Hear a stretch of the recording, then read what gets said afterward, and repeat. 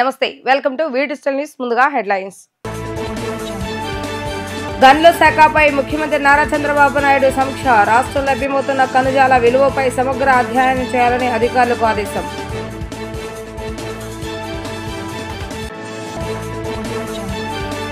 ఉప్పాడ తీర ప్రాంత సమస్యల పరిష్కారంపై ఉప ముఖ్యమంత్రి పవన్ కళ్యాణ్ సమీక్ష. 100 రోజుల ప్రణాళిక అమలుపై సమాలోచనలు. మత్స్య సంపద పెంపునకు సలహాలు స్వీకరిస్తామన్న వ్యాఖ్య.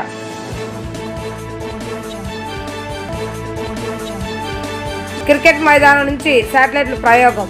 కేఎల్ యూనివర్సిటీ విద్యార్థుల సొంత పరిజ్ఞానంతో ఉపగ్రహాల తయారీ. 3 శాటిలైట్లు లాంచ్ కావడం ఆనందంగా ఉందన్న కేంద్ర సహాయ మంత్రి భూపతిరాజు శ్రీనివాస్ వర్మ. రాష్ట్రంలో లభ్యమవుతున్న ఖనిజాల విలువపై సమగ్ర అధ్యయనం చేయాలని గనుల శాఖ అధికారులను సీఎం చంద్రబాబు నాయుడు ఆదేశించారు. గనుల తవ్వకాలకు సంబంధించి శాటిలైట్ చిత్రాలు, డ్రోన్ ఆధారిత టెక్నాలజీతో విశ్లేషించాలని తేల్చి చెప్పారు. వడ్డర్లకు 15% మేర మైనింగ్ లీజుల విధానం సిద్ధం చేయాలని ఆయన సూచించారు. సచివాలయ గనుల శాఖ ఉచిత ఇసుక విధానంపై ఉన్నతాధికారులతో ముఖ్యమంత్రి నారా చంద్రబాబు నాయుడు సమీక్ష నిర్వహించారు.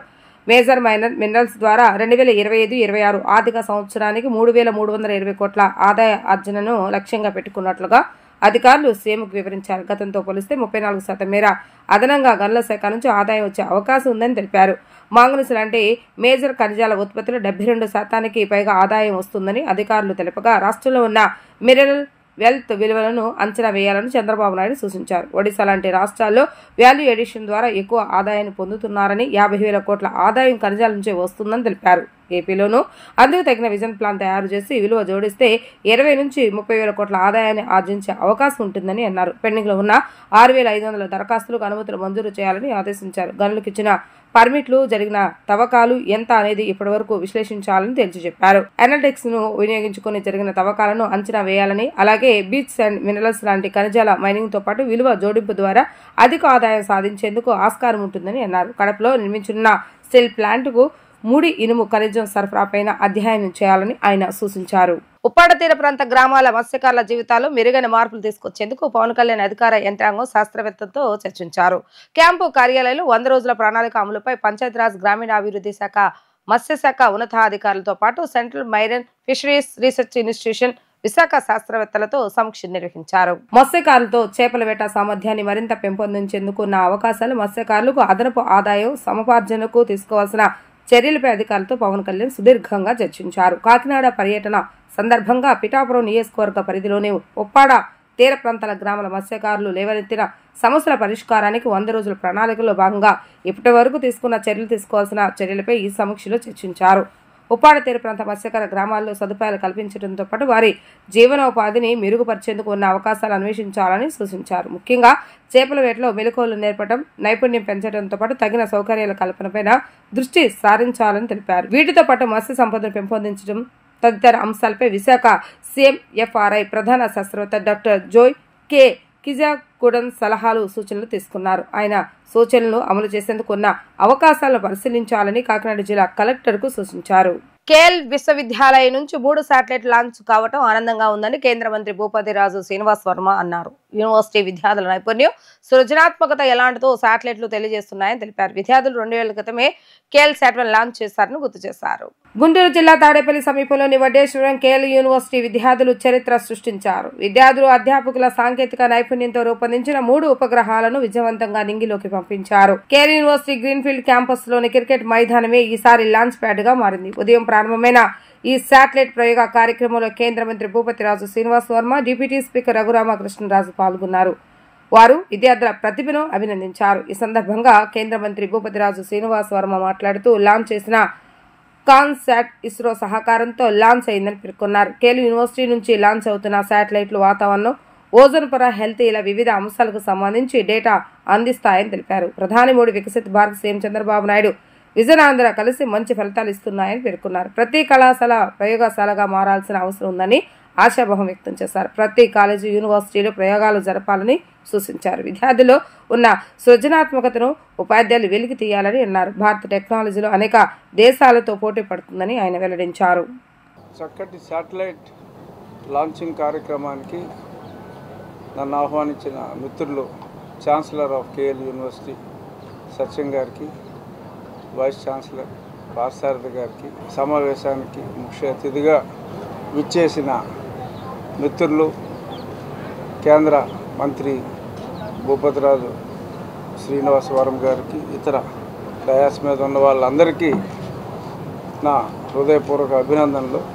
నాకు ఫస్ట్ పార్థసారథి గారు ఇలాగ శాటిలైట్ లాంచ్ చేస్తున్నామంటే అసలు నాకు మైండ్ పనిచేయాల. శాటిలైట్ లాంచింగ్ ఏంటి, యూనివర్సిటీలో శాటిలైట్ లాంచింగ్ ఏంటంటే ఏంటండి, ఏం శాటిలైటు, నిజం శాటిలైటా లేకపోతే ఏమన్నా ఏదో హాట్ ఎయిర్ బెలూన్ లాగా, అసలు ఏంటి శాటిలైట్ ఏంటి అని అంటే ఆయన చెప్పిన తర్వాత నేను గూగుల్లో చూసా. అండ్ కేఎల్ జాక్ అనేటువంటి 3 శాటిలైట్లని ఇవాళ కేఎల్ యూనివర్సిటీ క్యాంపస్ నుండి మనం లాంచ్ చేయడం జరిగింది. ఇవాళ చేసేటటువంటి ఏదైతే లాంచింగ్ కార్యక్రమం ఉన్నదో కేఎల్ యూనివర్సిటీ యొక్క విద్యార్థుల యొక్క సృజనాత్మకతను, నైపుణ్యాన్ని, వారి యొక్క నిబద్ధతను కూడా తెలియజేస్తుంది అనేటువంటి విషయంలో ఏమాత్రం కూడా అనుమానం లేదు. ఇవాళ కేఎల్ యూనివర్సిటీ ఆధ్వర్యంలో జరిగేటువంటి లాంచింగ్ కార్యక్రమానికి ఏదైతే red wing kite mac private limited, అదేవిధంగా స్పేస్ సాట్ కన్సల్టింగ్ ఎల్ఎల్పి సహకారంతో ఈ కార్యక్రమాన్ని ఇంత పెద్ద ఎత్తున ఇక్కడ నిర్వహించడం జరిగింది. అంటే కేఎల్ యూనివర్సిటీ విద్యార్థులు శాటిలైట్స్ని లాంచ్ చేయడం అనేది ఇది మొదటిసారి కాదు. 2023 సెప్టెంబర్లో, అంటే దాదాపు 2 సంవత్సరాల క్రితమే కేఎల్ శాట్ 1ని ఇదే క్యాంపస్ నుంచి లాంచ్ చేయడం జరిగింది. వారు పూర్తిగా కూడా అందులో సక్సెస్ అయ్యారనేటువంటి విషయాన్ని సందర్భంగా గుర్తు చేస్తున్నాం. ఏదైతే ఈవేళ మనం లాంచ్ చేయబోతున్నటువంటి క్యాన్సాట్ ఏదైతే ఉన్నదో ఆంధ్రప్రదేశ్ నుండి ఇస్రో వారు ఎంపిక చేసినటువంటి ఏకైక శాటిలైట్ అనేటువంటి విషయాన్ని కూడా ఈ సందర్భంగా ప్రస్తావిస్తూ ఉన్నాం. ఈ కేఎల్ జాక్ ఏదైతే ఉందో కేవలం 23 గ్రాముల వెయిట్తో దాదాపు 14-15 కిలోమీటర్ల ఎత్తులో 800 కిలోమీటర్లు తిరుగుతూ అనేక విషయాల్ని మనకు అందించేటువంటి ఒక శాటిలైట్. అదేవిధంగా ఈవేళ మనం లాంచ్ చేసేటువంటి శాటిలైట్స్ ఏవైతే ఉన్నాయో 3 కూడా వాతావరణ పరిస్థితులకు సంబంధించినటువంటి వివరాలు కానివ్వండి, అలాగే ల్యాండ్ యొక్క మ్యాపింగ్ కానివ్వండి, అదేవిధంగా ఓజోన్ పొరలకు సంబంధించినటువంటి విషయాలు, అదేవిధంగా హెల్త్కి సంబంధించి కొంత ఎక్విప్మెంట్ని లిఫ్ట్ చేయడానికి కానీ ఉపయోగపడతాయి అనేటువంటి విషయం ఈ సందర్భంగా మనం అందరూ కూడా గమనించాలి. అంటే ఏదైతే మన భారత ప్రధానమంత్రి నరేంద్ర మోడీ గారి యొక్క ఆత్మనిర్భర్ భారత్ కార్యక్రమం ఏదైతే ఉన్నదో, ఏదైతే వికసిత్ భారత్ 2047 ఉన్నదో, ఏదైతే ఆంధ్రప్రదేశ్ రాష్ట్ర ముఖ్యమంత్రి యొక్క చంద్రబాబు నాయుడు గారి యొక్క విజన్ ఉన్నదో, వికసిత్ ఆంధ్ర 2047 అనేటువంటి లక్ష్యాలని సాధించడానికి ఈ లాంచింగ్ కార్యక్రమాలు దోహదపడతాయి, ఉపయోగపడతాయి అనేటువంటి విషయం ఈ సందర్భంగా గుర్తు చేస్తున్నాం. బీసీ హాస్టల్ ఎన్జేపీ స్కూల్లో చదివే విద్యార్థులను కంటికి రెప్పలాగా సొంత బిడ్డలాగా చూసుకోవాలని మంత్రి సవిత స్పష్టం చేశారు. రోజు కురుస్తున్న వర్షాలు, మారుతున్న వాతావరణ పరిస్థితుల నేపథ్యంలో అప్రమత్తంగా ఉండాలని తెలిపారు. వారానికి ఒకసారి సమీపంలో ఉన్న పిహెచ్ వైద్యులను పిల్లలకు ఆరోగ్య పరీక్షలు నిర్వహించాలని వారు సూచించారు. రాష్ట్ర వ్యాప్తంగా ఉన్న బీసీ హాస్టల్ వార్డెన్లు, ఎంజేపీ స్కూళ్ల ప్రిన్సిపాల్తో మంత్రి సవిత అమరావతిలోని రాష్ట్ర సచివాలయం నుంచి జూమ్ కాన్ఫరెన్స్ నిర్వహించారు. హాస్టల్లో పారిశుద్ధ్యంపై తీసుకుంటున్న చర్యలను గురించి అడిగి తెలుసుకున్నారు. హాస్టళ్ల నిర్వహణలో నిర్లక్ష్యంగా వ్యవహరిస్తే కఠిన చర్యలు తీసుకుంటామని ఆమె హెచ్చరించారు. విద్యార్థులకు వేడి చల్లార్చిన నీరు, తాజా ఆహారం మాత్రమే ఇవ్వాలని అన్నారు. వసతి గృహాల పరిసరాలను, మరుగుదొడ్లు, బాత్రూములను ఎప్పటికప్పుడు పరిశుభ్రంగా ఉంచాలని అన్నారు. హాస్టల్ పరిసరాల్లో నీరు నిల్వ ఉండకుండా చర్యలు తీసుకోవాలని, దోమలు వ్యాప్తి చెందకుండా స్థానిక సంస్థల సహాయంతో ఫార్మింగ్ చేయాలని ఆదేశించారు. ప్రస్తుతం రాష్ట్రంలో కొన్ని సంక్షేమ హాస్టల్లో దురదృష్టకర సంఘటనలు చోటు చేసుకుంటున్నటువంటి నేపథ్యంలో వాటిల్లో నిరంతరం అప్రమత్తంగా ఉండాలని దిశానిర్దేశం చేశారు. విద్యార్థులను కన్నబిడ్డల్లా కంటికి రెప్పలాగా కాపాడుకోవాలని అన్నారు. వారానికి ఒకసారి హాస్టల్కు సమీపంలో ఉన్న పిహెచ్సి వైద్య సిబ్బందితో విద్యార్థులకు ఆరోగ్య పరీక్షలు చేయించాలని అన్నారు. ఎవరికైనా అనారోగ్య లక్షణాలు కనిపిస్తే తక్షణమే వైద్యాధికారితో వైద్యం అందించాలని, అవసరమైతే మెరుగైన వైద్యం కోసం జిల్లా హాస్పిటల్స్ కు తరలించాలని స్పష్టం చేశారు. ప్రస్తుతం కురుస్తున్న వర్షాలు, మారుతున్న వాతావరణ పరిస్థితులతో మరింత అప్రమత్తంగా ఉండాలని అన్నారు. హాస్టల్లో విపత్కర పరిస్థితులు తలెత్తగానే తక్షణమే ఉన్నతాధికారులకు సమాచారం ఇవ్వాలని అన్నారు. పేద మధ్యతరగతి ప్రజల బంగారు ఆభరణాల తాకట్టు కష్టాల నుండి ఆదుకునేందుకు ప్రైమ్ గోల్డ్ హబ్ ఏర్పాటు చేయడం సంతోషకరమని రాష్ట్ర కార్మిక శాఖ మంత్రి వాసంశెట్టి సుభాష్ సెంట్రల్ ఎమ్మెల్యే బొండా ఉమామేశ్వర తెలిపారు. తమకు విజయవాడతో పాటుగా తెలంగాణ, చెన్నై మొదలైన నగరాల్లో తమ బ్రాంచ్లు ఉన్నాయని సంస్థ నిర్వాహకులు శివప్రసాద్ తెలిపారు. ప్రజలు ఈ అవకాశాన్ని వినియోగించుకుని తమను ఆదరించాలని కోరారు. గవర్నర్పేటలోని ప్రైమ్ గోల్డ్ హబ్ ను రాష్ట్ర కార్మిక శాఖ మంత్రి వాసంశెట్టి సుభాష్ సెంట్రల్ నియోజకవర్గ ఎమ్మెల్యే బొండా ఉమా లాంఛనంగా ప్రారంభించారు. ఈ సందర్భంగా నిర్వహించిన కార్యక్రమంలో పలువురు ప్రజాప్రతినిధులు, వ్యాపారవేత్తలు, సంస్థ ప్రతినిధులు పాల్గొన్నారు. అనంతరం మంత్రి వాసంశెట్టి సుభాష్, ఎమ్మెల్యే బొండా ఉమా మాట్లాడుతూ బ్యాంకులు తాకట్టు పెట్టిన బంగారు విడిపించుకోలేని మధ్యతరగతి కుటుంబాలకు ఉపశమనం కలిగేలా ఈ సంస్థ కొత్త సేవలను ప్రారంభించడం ఎంతో అభినందనీయమని అన్నారు. తాకట్లో ఉన్న బంగారాన్ని విడిపించి ఆ రోజు బంగారం మార్కెట్ విలువ ప్రకారం మిగతా సొమ్ము తిరిగి ఇవ్వటం జరుగుతుందని అన్నారు. దీని ద్వారా ప్రజల ఆర్థిక భారాన్ని తగ్గించడమే సంస్థ లక్ష్యమని వివరించారు.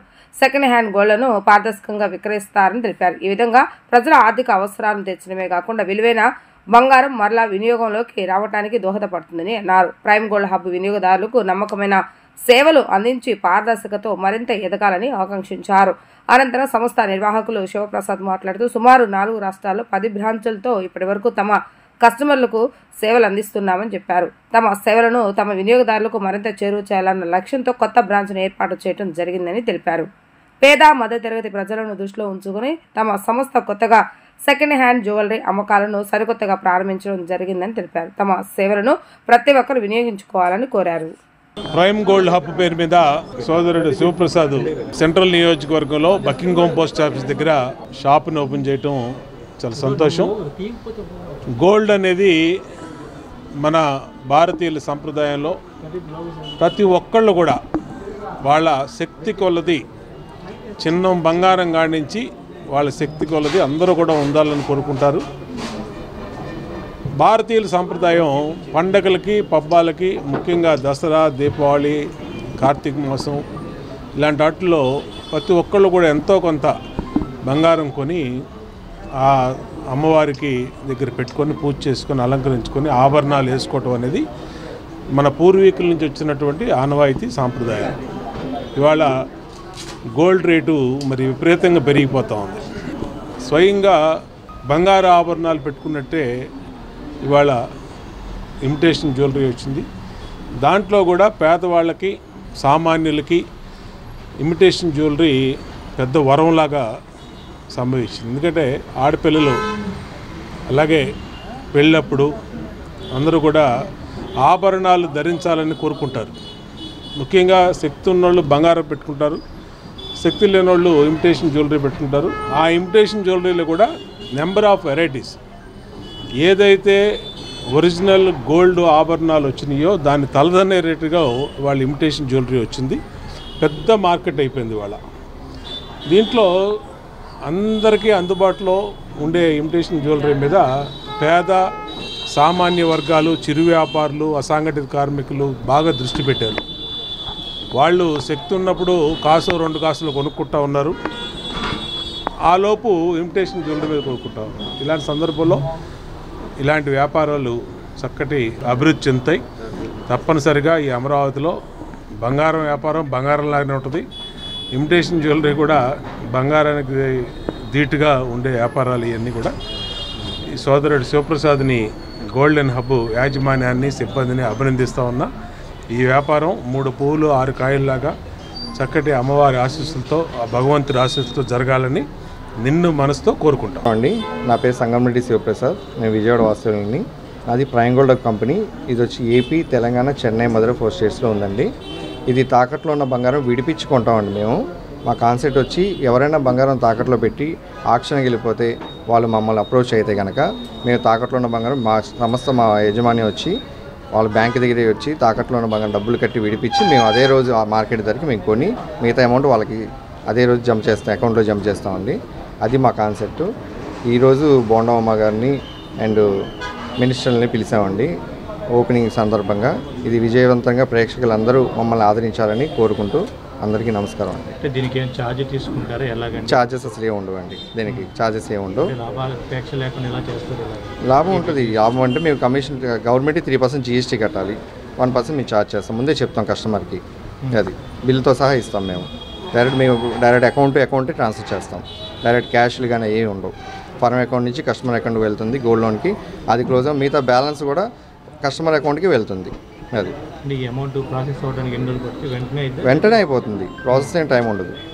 మీకు అక్కడి నుంచి మా ఎగ్జిక్యూటివ్ వెళ్తాడు ఫస్ట్ కస్టమర్ దగ్గరికి, వెళ్ళిన తర్వాత ఎంత ఉంది లోన్ చూసుకొని మాకు కంపెనీకి మెయిల్ చేస్తే కంపెనీ వాళ్ళ మెయిల్ అమౌంట్ కస్టమర్కి ట్రాన్స్ఫర్ చేసి కస్టమర్కి స్క్రీన్ షాట్స్ పంపిస్తాము. అది జమ అయిన తర్వాత రిలీజ్ అయిన తర్వాత దాని తూకం బరువు చూసుకొని అమౌంట్ ఎంత అయితే అంత ఈరోజు మార్కెట్ ధర చూసుకొని మన జిఎస్టీ అమౌంట్ కట్ చేసుకొని కస్టమర్కి మిగతా బ్యాలెన్స్ కూడా అకౌంట్ డీటెయిల్స్ పెట్టగానే మళ్ళీ అదే ఎమ్మటే స్పాట్లో పడిపోతుంది. అంతేగాని రోజులు ఇదేమి ఉండదండి, ఒక పూటలో ప్రాసెస్ అంతా అయిపోతుంది.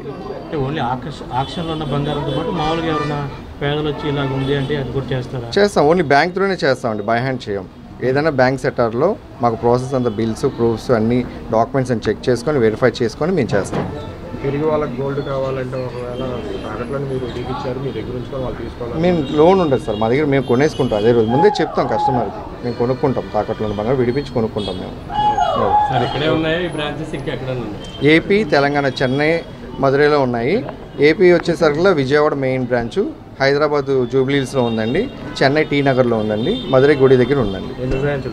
మొత్తం ఇప్పుడు 10 బ్రాంచులు ఉన్నాయండి. అండి నా పేరు లలిత అనుష సంగం రెడ్డి. మేము విజయవాడలోనే పుట్టాం, విజయవాడలోనే పెరిగాం. అందరికీ బంగారం అంటే ఎంత ఇష్టమో మనందరికీ తెలుసు. కానీ అవి ఎలాంటి పరిస్థితుల్లో మనం బంగారం కొనుక్కుంటామో, అమ్మాలి తాకట్టు పెట్టాలి అని ఎవరు కొనుక్కోరు. బట్ ఏంటంటే నీడ్ కోసమే మనం తాకట్టు పెట్టుకుంటాం.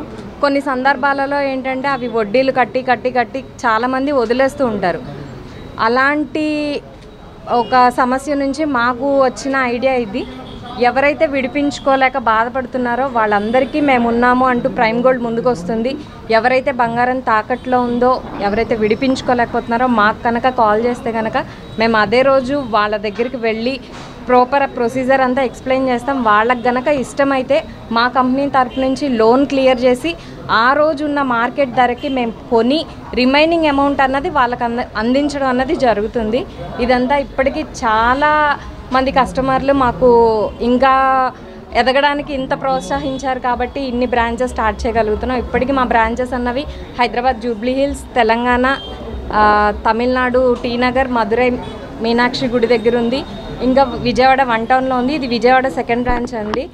సో ఇంకా మీరు అభిమానించాలి అని మేము ఇంకా దీని నుంచి ఇప్పుడు పెరుగుతున్న బంగారం రేట్లు దృష్టిలో పెట్టుకొని మాకు వచ్చిన సరికొత్త ఆలోచన ఏంటంటే సెకండ్ హ్యాండ్ జ్యువెలరీ. ఇప్పటిదాకా ఎక్కడా లేని కాన్సెప్ట్. సో పేదలకి కేవలం సామాన్యులను దృష్టిలో పెట్టుకొని మేము ఇది ప్లాన్ చేయడం జరిగింది.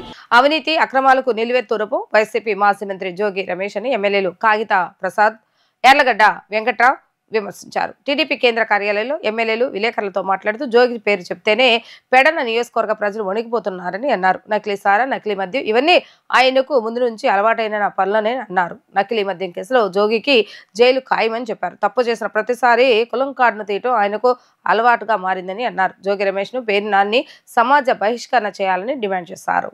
తెలుగుదేశం పార్టీ అధికారంలో ఉన్నప్పుడే, ఎన్డీఏ ప్రభుత్వం అధికారంలో ఉన్నప్పుడు విజయవాడలో వైన్ షాపుల్లో నకిలీ మద్యం తాగి 10 మంది చచ్చిపోయిన మాట వాస్తవం కాదా?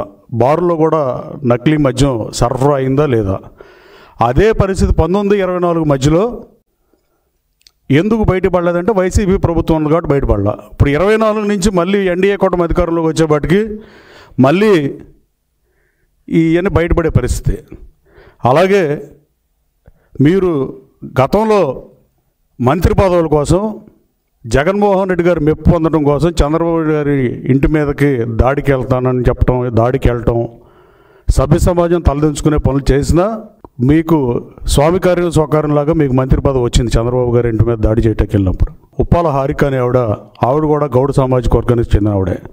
ఆవిడను ప్రోటోకాల్ ప్రకారం అన్నా ఎప్పుడన్నా పిలిచావా మంత్రిగా ఉన్నప్పుడు? నేను ఓపెనింగ్లకి, శంకుస్థాపనలకి, గవర్నమెంట్ ప్రోటోకాల్ అఫీషియల్ ప్రోగ్రామ్స్కి వచ్చినప్పుడు కూడా నువ్వు కనీసం వాళ్ళు రానియలేదు మాట వాస్తవం కాదా? మీ ఇద్దరు ఒకే పార్టీలో ఉన్నా కూడా ఇది కాదనలేని నిజం. కావాలైతే పెడన శాసనసభ్యుడు సౌమ్యుడు సోదరుడు ఎక్కడే ఉన్నాడు, ఈయన చెప్తారు తర్వాత నీ గురించి. అలాగే పెడ నియోజకవర్గ ప్రజలు నేను 2009లో ఆదరించి గెలిపిస్తే 2014 ఎన్నికల కల్లా అక్కడి నుంచి వచ్చేసావు. మళ్ళీ అక్కడి నుంచి పారిపోయి ఇంకో కాన్స్టిట్యున్సీలో పోటీ చేసినా మళ్ళీ 19లో నువ్వు వెళ్తే నిన్ను గెలిపించి మంత్రిని చేశారు. అయినా మళ్ళీ వాళ్ళకి వెన్నుపోటు పొడిచి పెడను వదిలేసి వచ్చి మళ్ళీ పెనమలూరులో పోటీ చేసిన పరిస్థితి. అంటే అక్కడ పెడన్లో నుంచి ఎందుకు వచ్చాడో సోదరుడు చెప్పాల్సిన అవసరం ఉంది. ఓ సామెత ఉంటుంది తెలుగులో, జోగి జోగి రాసుకుంటే బూడిద రాలిద్ది అని. అసలు జోగి రమేష్తో ఏమి ఆడకుండా కూడా బూడిద రాలుతున్నాడు ఆయన. ఇంతకన్నా దౌర్భాగ్యకర రాజకీయాలు.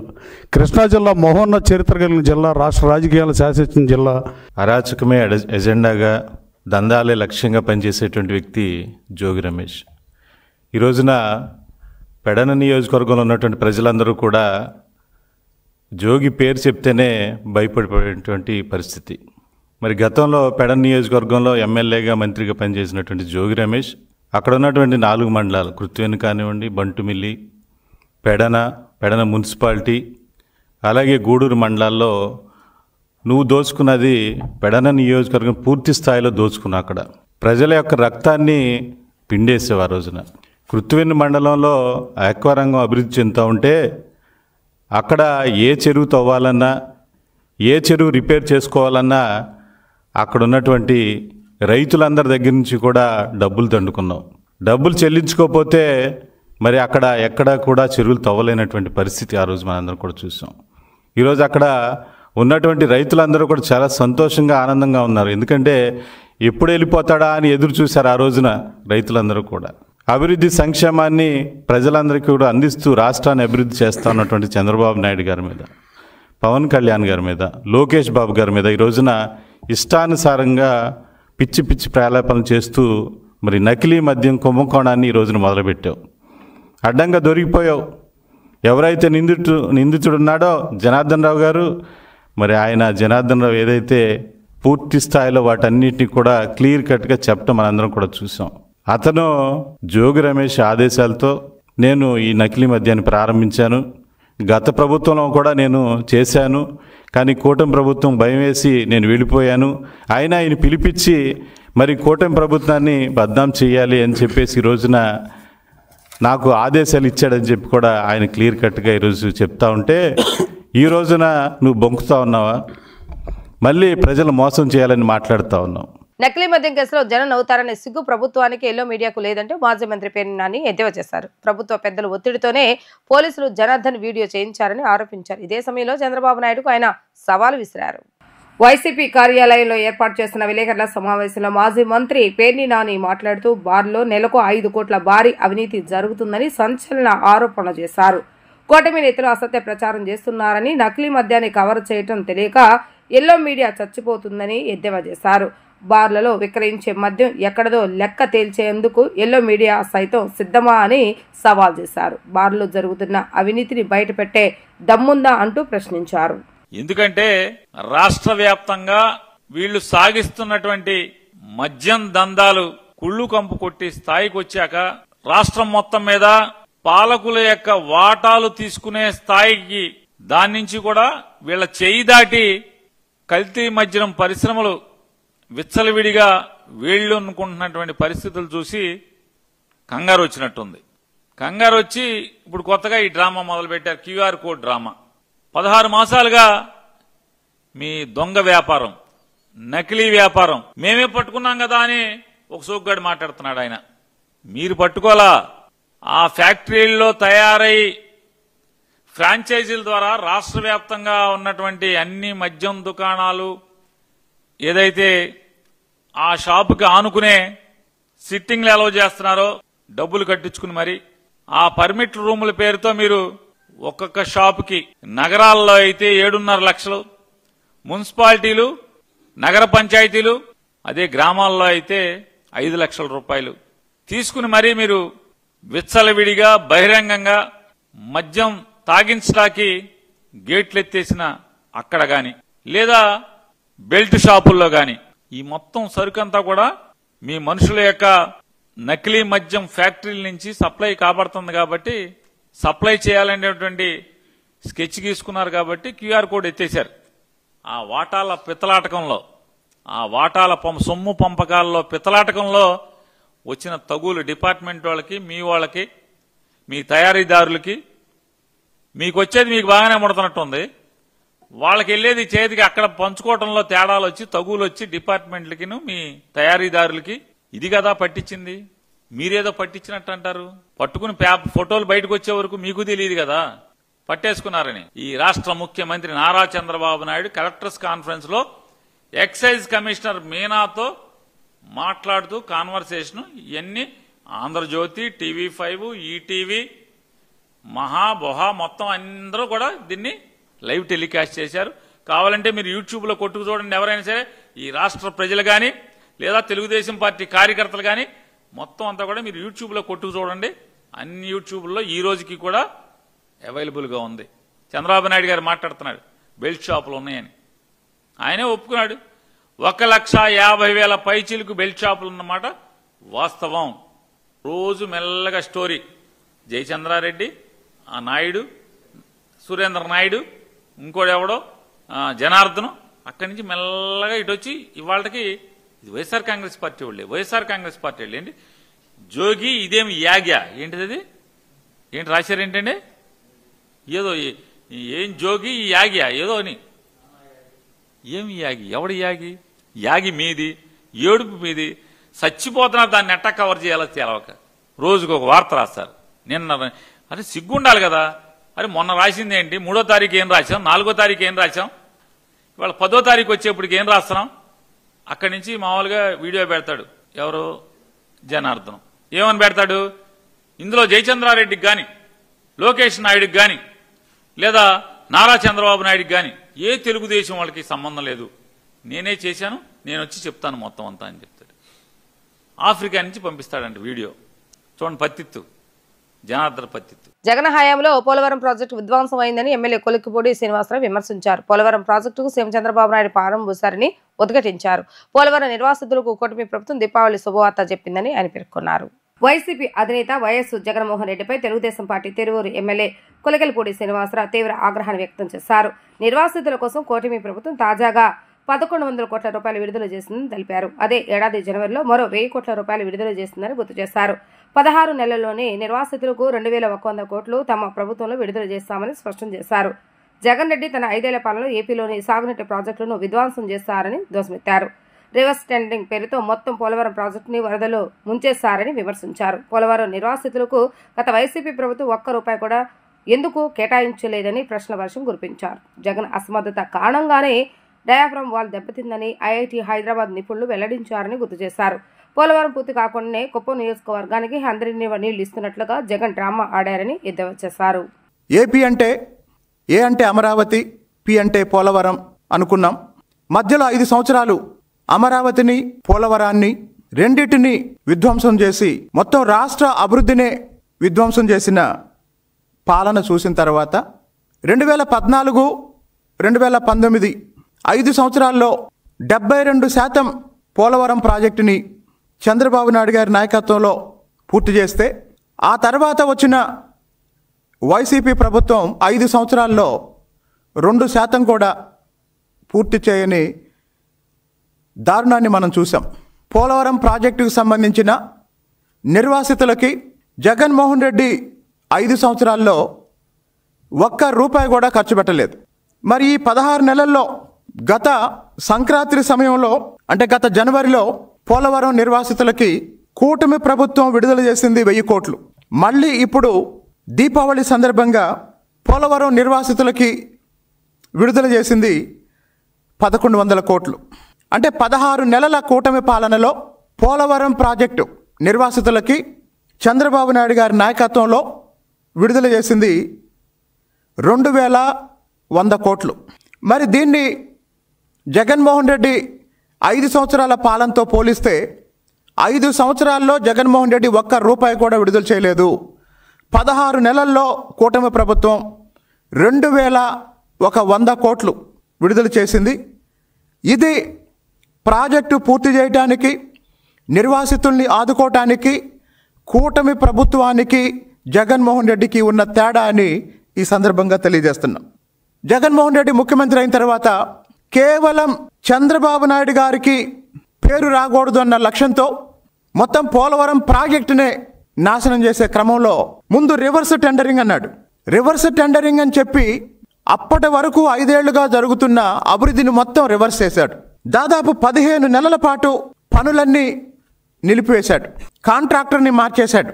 డయాఫ్రమ్ వాల్ మొత్తం పోలవరం ప్రాజెక్టుకి అత్యంత కీలకమైన డయాఫ్రమ్ వాల్ నాశనం చేశాడు.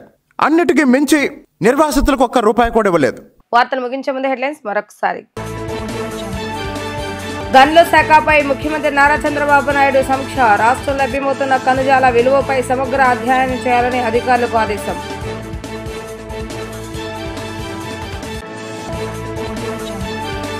ఉప్పాడ తీర ప్రాంత సమస్యల పరిష్కారంపై ఉప ముఖ్యమంత్రి పవన్ కళ్యాణ్ సమీక్ష.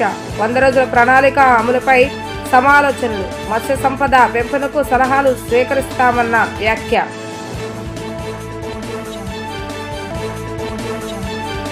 క్రికెట్ మైదానం నుంచి శాటిలైట్ల ప్రయోగం. కేఎల్ యూనివర్సిటీ విద్యార్థుల సొంత పరిజ్ఞానంతో ఉపగ్రహాల తయారీ. 3 శాటిలైట్లు లాంచ్ కావడం ఆనందంగా ఉందన్న కేంద్ర సహాయ మంత్రి భూపతిరాజు శ్రీనివాస్ వర్మ.